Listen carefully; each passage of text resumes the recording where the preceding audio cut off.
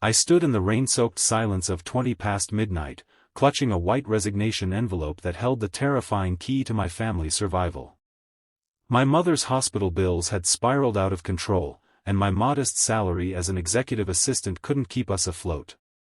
I had accepted a grueling midnight freight shift elsewhere, meaning I had to leave this pristine office, and my notoriously distant CEO, for good. The 42nd floor was abandoned, illuminated only by the amber glow of streetlights filtering through the glass. I took a shaky breath, stepping toward his suite to leave the letter on his desk before my resolve crumbled. Then the heavy oak door swung open. Barrett stepped out, his tie loosened, his dark hair disheveled, smelling of expensive scotch and quiet ruin. Today was the private anniversary of his mother's death, a loss he usually buried beneath cold corporate perfection. But as my eyes met his bloodshot gaze, his hand shot out, wrapping tightly around my wrist. In one breathless, desperate pull, Barrett drew me flush against his chest, burying his face into the warmth of my neck. His shoulders shook as he whispered into my skin, "Please, don't go." The morning light broke through the floor-to-ceiling windows of the 42nd floor, washing the empty office in pale silver. I hadn't slept a wink. The phantom sensation of Barrett's arms pressed around my waist and the quiet desperation of his voice echoing in my ear, "Please, don't go, had kept my pulse racing all through the night. When he walked into the suite at precisely 8 o'clock, he looked impeccably tailored, his crisp charcoal suit spotless and his dark hair brushed back with customary precision. If not for the faint shadow beneath his sharp jaw, no one would ever guess he had broken down in my arms just 7 hours prior. I stood by my desk, my fingers trembling slightly as I held the white resignation envelope behind my back. "Good morning," I said, keeping my voice carefully neutral. Barrett stopped mid-stride. He looked at me, his intense gray eyes holding a rare, flickering stillness before he cleared his throat. "In my office, please." I followed him inside, expecting a formal reprimand or at least an uncomfortable request for confidentiality. Instead, Barrett walked behind his mahogany desk and picked up a leather-bound folder. "I noticed the paper in your hand," he began, his tone surprisingly soft despite his posture. "I also took the liberty of looking into your sudden request for leave last week. You've been staying until dawn working freight shifts, haven't you?" My heart plummeted. "Mr. Vane, my personal finances are currently strained due to your mother's specialized treatments," he finished quietly. He opened the folder and slid a document across the polished desk. "I am launching an internal restructuring for our flagship urban development project. I need someone who knows this firm inside and out, someone I trust implicitly. I'm appointing you as the lead logistics strategist. It comes with a 150% salary increase, effective immediately." I stared at the paper, the numbers blinding me through a sudden veil of tears. It was enough to clear my mother's medical debt in 6 months. "Barrett," I whispered, slipping his title for the first time. "I can't accept charity." A faint, subtle curve touched the corner of his lips, a look so devastatingly charming it caught me completely off guard. "It isn't charity. It's self-interest. You're the only person in this building who doesn't cower when I demand perfection. And besides..." He leaned forward, his gaze anchoring mine. "I told you last night not to go. I meant it." He took the resignation envelope from my numb fingers, slowly tore it in half, and dropped it into the wastebasket. Over the next 3 weeks, the cold corporate barrier between us began to dissolve into late-night working sessions and shared takeout containers. The 42nd floor became our private sanctuary after 7 p.m. "If you keep drinking that bitter black sludge you call espresso," I teased one rainy Tuesday, setting a fresh cup on his blueprint desk, "your heart is going to turn into pure caffeine." Barrett looked up from his tablet, a playful spark dancing in his eyes. "And if you keep putting 3 pumps of vanilla into your coffee, you're going to single-handedly ruin the firm's dental insurance." He reached out, his thumb gently brushing a stray lock of hair away from my cheek, his touch lingering just a fraction too long. "Though I suppose I prefer your sweetness over my bitterness. My skin burned where his fingers had rested. The playful banter, the quiet laughter at 2 in the morning, the way his shoulder brushed mine as we pored over blueprints, it was no longer just work. A quiet, irresistible electric current was pulling us together, and neither of us was trying to break free. The grand ballroom of the Grand Regent Hotel was a shimmering labyrinth of crystal chandeliers, clinking champagne flutes, and predatory smiles. As the firm's new lead logistics strategist, I was supposed to help Barrett secure the crucial Vanguard architectural account. But standing beside him in a fitted midnight blue silk gown, I felt completely out of my depth. Barrett, however, commanded the room with effortless grace. Dressed in a dark tuxedo that made his broad shoulders look impossibly sharp, he seemed untamed by the elite crowd. Yet throughout the evening, his focus never truly strayed from me. "You're glaring at the ice sculpture like it personally offended you," he murmured softly, leaning in so close his breath brushed the sensitive skin behind my ear. He held out 2 flutes of sparkling cider. "Drink this before you accidentally freeze the investors with that scowl." I smoothed my dress and shot him a playful look. "I'll have you know I'm executing a very strategic observation technique, Mr. Vane. And for the record, your tie is slightly crooked." Before he could react, I reached up, my fingers brushing against the warm fabric of his collar to adjust the silk knot. His breath hitched. His gray eyes darkened, tracking my fingers as they lingered near his throat. "Careful, Tess," he whispered, his voice dropping an octave, rich with a heavy, magnetic warmth. "People might start thinking you actually care about my appearance." "I care about our firm's reputation," I retorted, though my pounding pulse betrayed me. "And maybe a little about yours." After 2 grueling hours of intense negotiations, where Barrett and I moved like synchronized chess players to lock in the Vanguard contract, the crowded room became suffocating. Seeing my quiet exhaustion, Barrett gently took my glass, tucked my hand into the crook of his arm, and led me away from the noise, through double glass doors, and out onto the sprawling moonlit terrace. The night air was crisp, carrying the faint scent of rain and blooming gardenias from the courtyard below. Below us, the city lights stretched like a sea of fallen stars. "We did it," I said softly, leaning against the cool granite balustrade, turning to face him. "The Vanguard account is officially ours." "No," Barrett corrected gently, stepping closer until the toes of his polished shoes touched mine. "You did it. Your brilliant analysis sealed the deal." Soft waltz music drifted out from the ballroom. Without a word, Barrett extended his hand. I placed my palm in his, shuddering as his fingers wrapped securely around mine. He pulled me in close, placing his other hand firm and warm against the small of my back, drawing me against his chest as we began to sway in the moonlight. There were no corporate titles here. No debt, no boardroom politics.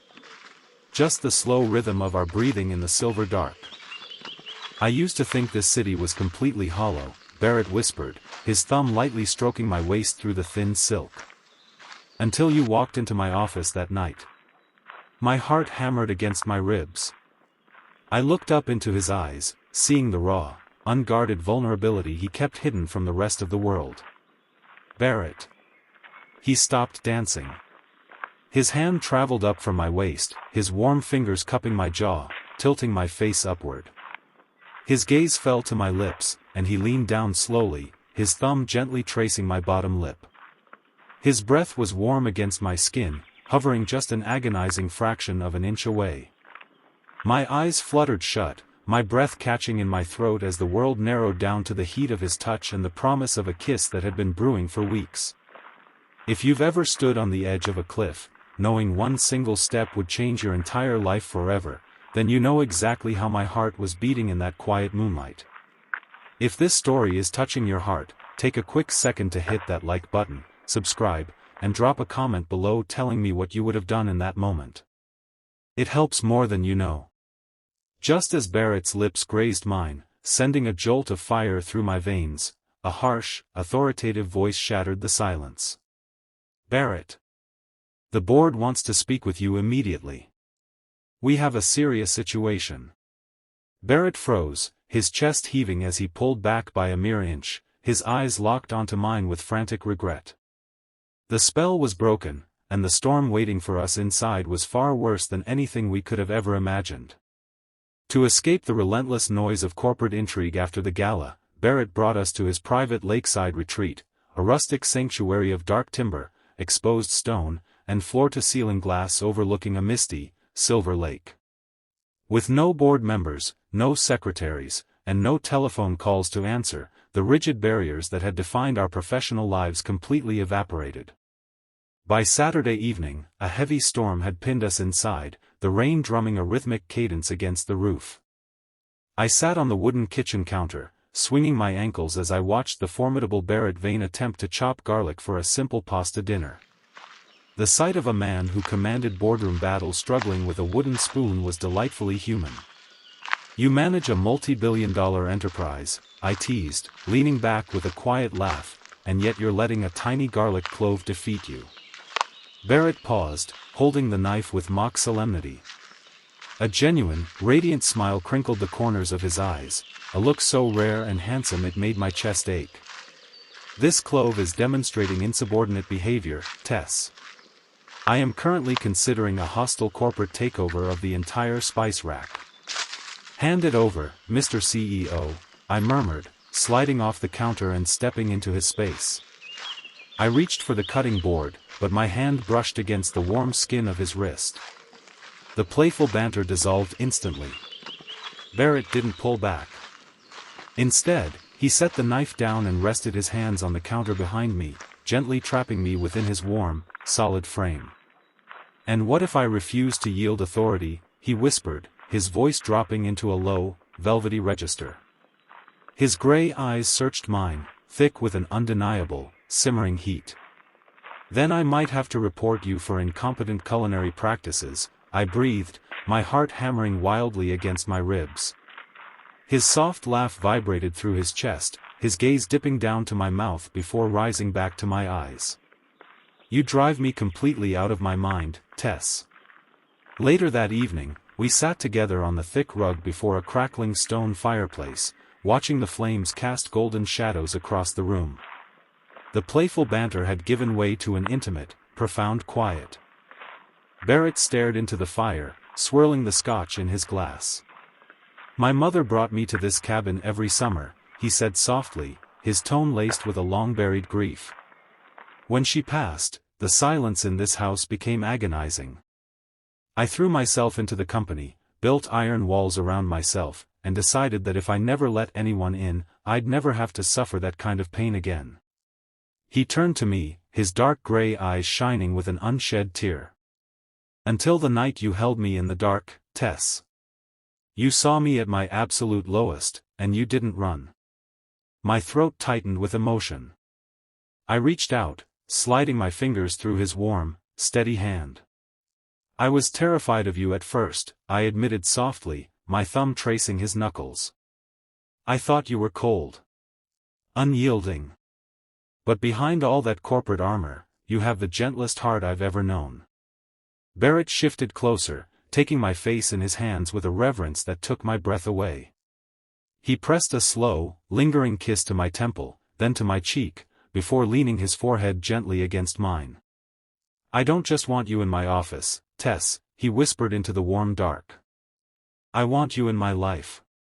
Forever."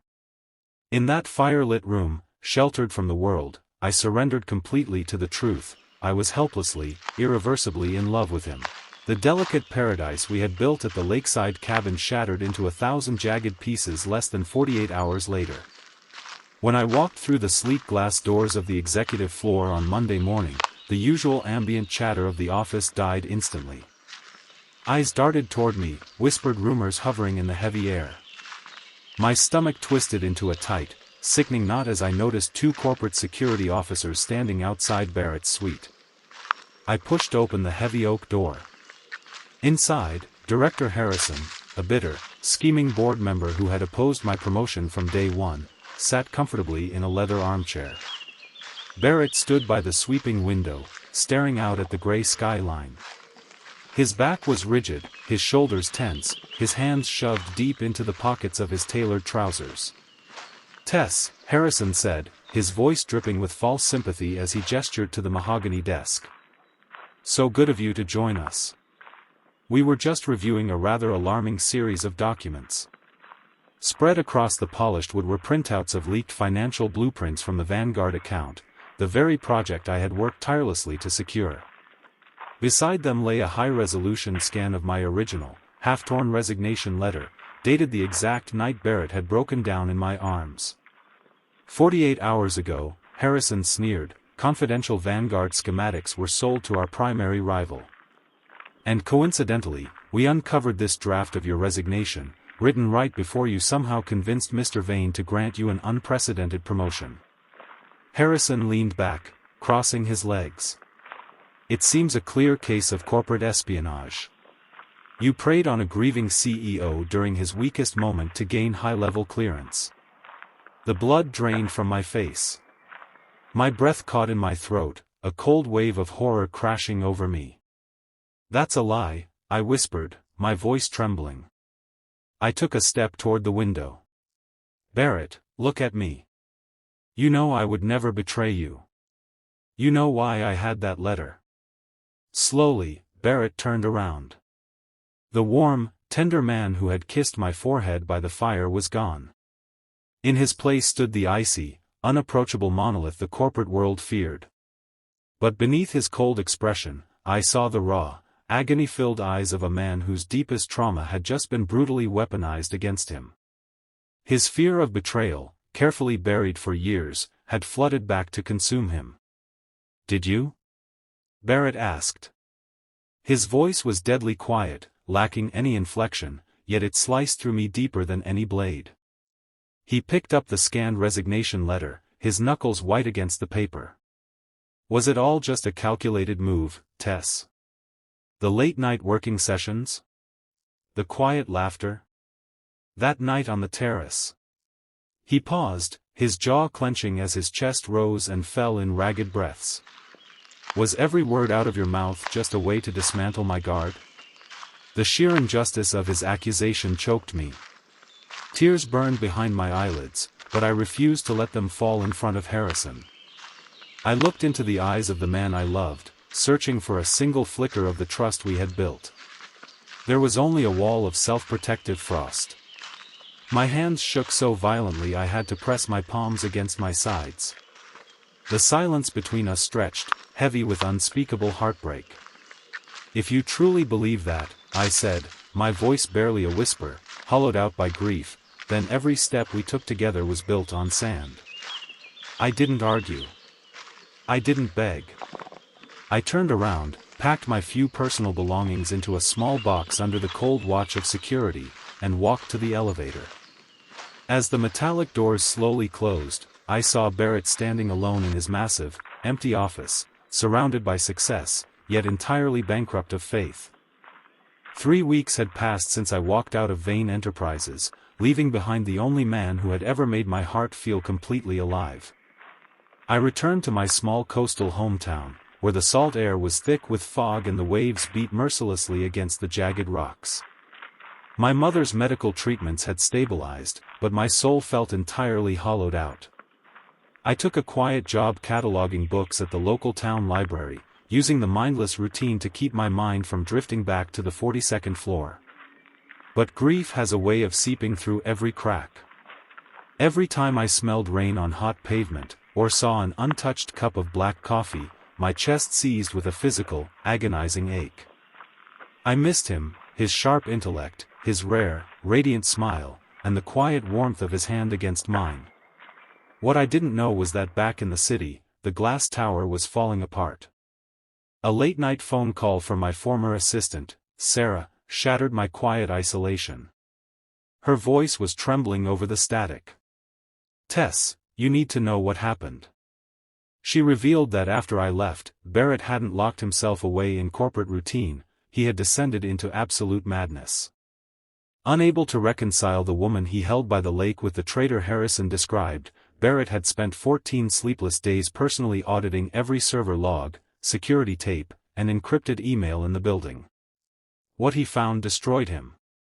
The security footage showed Director Harrison sneaking into Barrett's suite during lunch the morning after my breakdown, stealing the torn resignation letter from the wastebasket.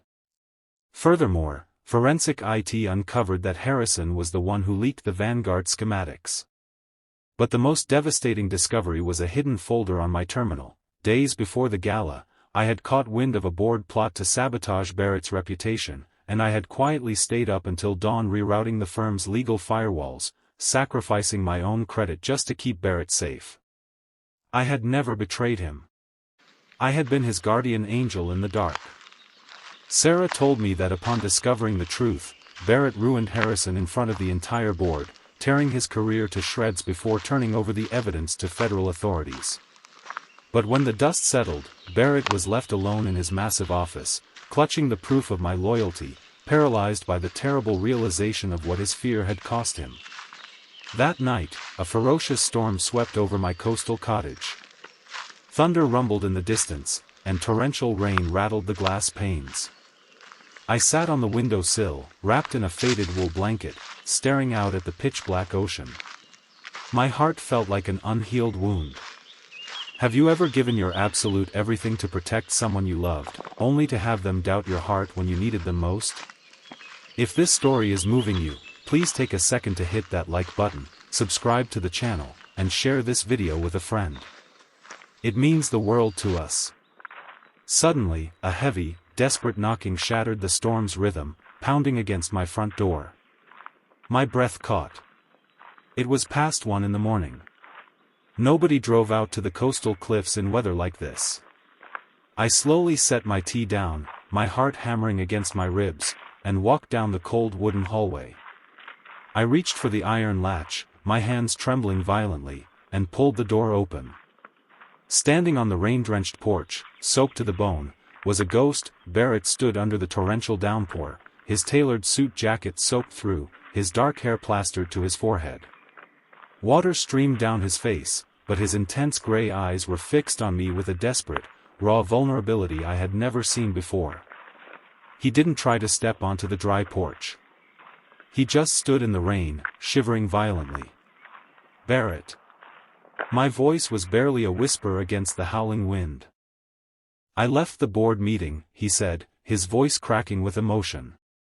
The foreign investors flew in, Harrison was arrested this morning, and they needed me to sign the final Vanguard documents. But I walked out. I dropped the pen and drove 3 hours through a storm. He took a hesitant step toward me. Because none of it matters. The wealth, the firm, the ambition, it's all hollow without you, Tess. Tears hot against the freezing air sprang to my eyes. You didn't trust me, Barrett. When it mattered most, you believed I was a stranger. I know, he choked out, rain mingling with the tears streaming down his face. My whole life, I believed that if I let anyone close, they would break me. When Harrison showed me that letter, my cowardice took over. I let my past trauma blind me to the most genuine, selfless person I've ever known. He reached into his pocket and pulled out a damp, folded paper, my original resignation letter. I spent weeks auditing every server to find the truth, Barrett whispered, his hands trembling as he held the paper toward me. And all I found was evidence of your sacrifice. You quietly protected my company from board sabotage while I accused you of betrayal. He dropped to one knee right there on the wet wooden deck, looking up through the pouring rain. I'm not standing here as a CEO. I'm a broken man who loves you more than life itself, begging for a second chance. Please, don't send me away. The very words he had whispered into my neck on that first rainy night echoed in the air. Please, don't go. Looking down at him, I didn't see the cold corporate titan. I saw Barrett, the man who struggled with a garlic clove, who shared his deepest grief by a roaring fire, and who had driven through a hurricane just to ask for forgiveness. I stepped off the porch into the freezing rain, dropping to my knees beside him. I took his ice-cold face in my hands. You are completely out of your mind, Barrett Vane, I murmured, a wet laugh breaking through my tears, a spark of our old banter returning. Driving through a storm in a $3,000 suit. A soft, breathless laugh escaped his lips as he cupped my face, leaning his forehead against mine. "I'd drive through hell itself if it brought me back to you." I closed the distance between us, pressing my lips to his. The kiss was fierce and deeply healing, washing away weeks of heartache and doubt. Barrett wrapped his arms tightly around my waist, holding me as if he would never let go. Love isn't about corner offices or ironclad guarantees. It's about having the courage to stand vulnerable in the rain, choosing trust over fear, and realizing that true wealth lies in the hearts we hold. If this journey touched your heart and reminded you of the power of true love and forgiveness, please take a moment to like this video, subscribe to the channel, and leave your thoughts in the comments below. Don't forget to share this video with someone who needs a reminder that love always triumphs over pride. Barrett pulled back slightly, brushing rain-soaked hair from my eyes with a tender touch. "Come inside," I whispered, holding his hand tightly. "Let's go home." He smiled, a true, radiant smile, and followed me inside, leaving the cold storm behind us forever.